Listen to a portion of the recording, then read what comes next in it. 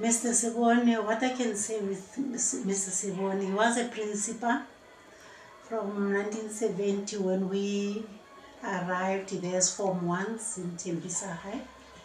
And what I can say is that his strong leadership was the foundation of the Tembisa High School success, and without him, that would not have been possible for Tembisa secondary students and the community. Number two, Mr. Seboni was always inspiring us as students to achieve our dreams every single day. He was always there. He was a father figure to all of us because most of us were poor, and he took care of us. He was a father during the day every time, and he would visit even our homes just to go and talk to our parents. He was a social worker actually at the same time. Tembisa community was lacking in most of the time. They had problems, and the school had to accept students from Alexander who wanted education. So Mr. Seboni had to accept them. Students brought their daily problems to him.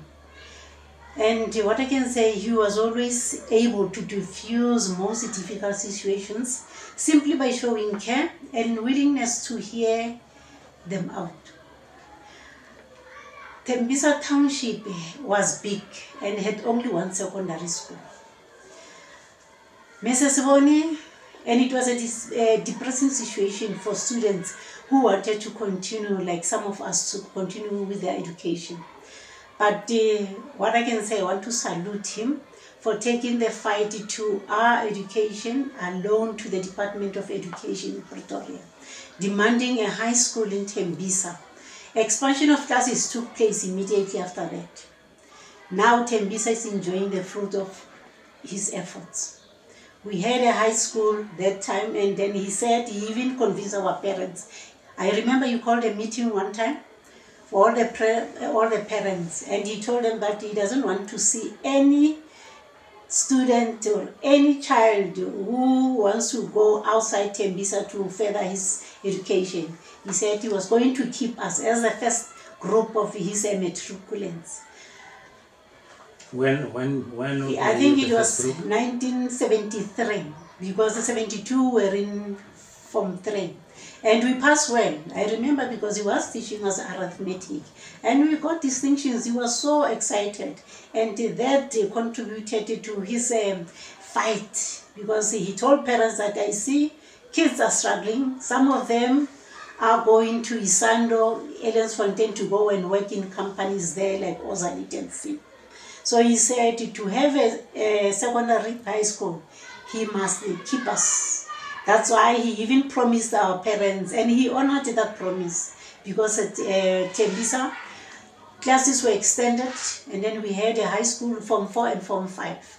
And what is interesting, he even went outside to go to the companies to demand, in fact, I think he was demanding, for them to come and build a library. We had a beautiful library, and again we had a laboratory, a beautiful one. I haven't seen it even now, a library like that one, because we were always free to go and do some experiments, even if we didn't have a science teacher as the matriculants. But we were always following one prescribed textbook for us, but you would allow us to do those experiments.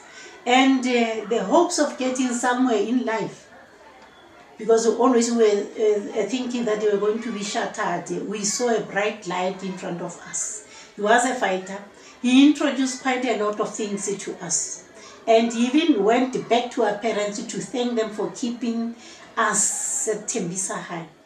And he introduced mural activities. We enjoyed sports. We had everything, soccer, basketball, ladies soccer, and everything. And when we were playing, he was always there. He never let us to go and travel on our own. We would visit the other schools, but later Mr. Seboni would come and say, hi, how are you, and so on. And I remember, because I was in one of the tennis team, we didn't have tennis facilities in our school. He would drive us and take us to where the facilities were, even the visitors. We enjoyed his company, always laughing. And he organized teachers because as Tembisa High was expanding, there was a problem of getting teachers. He organized teachers from Pretoria and the East Rand. And those teachers, unfortunately, were not involved in our matric classes. But we work on our own. We had to go and ask them for help. But as a strong team of matriculants, we work because one message that he said to us, you are wonderful, you can do it on your own. And we did that. We did exactly that because he trusted us. In which subjects did you not have? Math, physical science, we didn't have a teacher. And then maths again, it was Mr Seboni, but he was not doing well. We always did things on our own, but he was there just to guide us and help us. What about Mr Seboni himself? Mr Seboni himself, no, he didn't want you to take part. What he always said to us, you are wonderful, you are great, do the work. And because he trusted us, we did everything. And he would always come and say, that's good, why are you worried? I don't think that you need teachers because you can do things on your own. But it was, that the friendly advice. And one thing that we did was to respect him. I remember when we were late, we would always try to hide, even if we were big, but they tried to hide behind trees and so on. And then we'd come and laugh and say, oh, no, I see you, all right. And what I enjoyed again, assembly. He used to control the assembly. We used to enjoy the Africans. Every teacher, whether you were teaching Seswati and so on, you conduct the assembly in your own language. But I enjoyed one teacher, Mrs Boy. She used to dress nicely and would speak Afrikaans. And you were frustrated and said, hey, but why is this? But at the end, we enjoyed it there. And the singing part, Mr Seboni wanted us to sing in assembly, because he enjoys singing. Without, if we were struggling, he would keep us there and say, you are going to learn this song within 15 minutes time. The song must be sung, and we do that. And what I can say again is some of us as matriculants, we would like to say he fought the fight with the department, and he helped us not to be frustrated, because today Tembisa High is standing on its own. The green and gold is spreading the light. Even the dome signs, the domestic, what do you call it? Dome signs. He introduced that for the people who were interested in doing that, not the science. I remember the science class, we were just a few, 4 girls, and I was one of them. And I got sick, I remember. I didn't want it to. He insisted that I mustn't write the exams, but I forced issues. And he was adamant that he would pay for everything. I said, sir, I'm going to write matric. And we all passed. And first thing he did was to come and visit our homes. 6:30 in the evening, he was there running around to congratulate us. And I would say he fought the fight alone, and he helped Tembisa community to expand.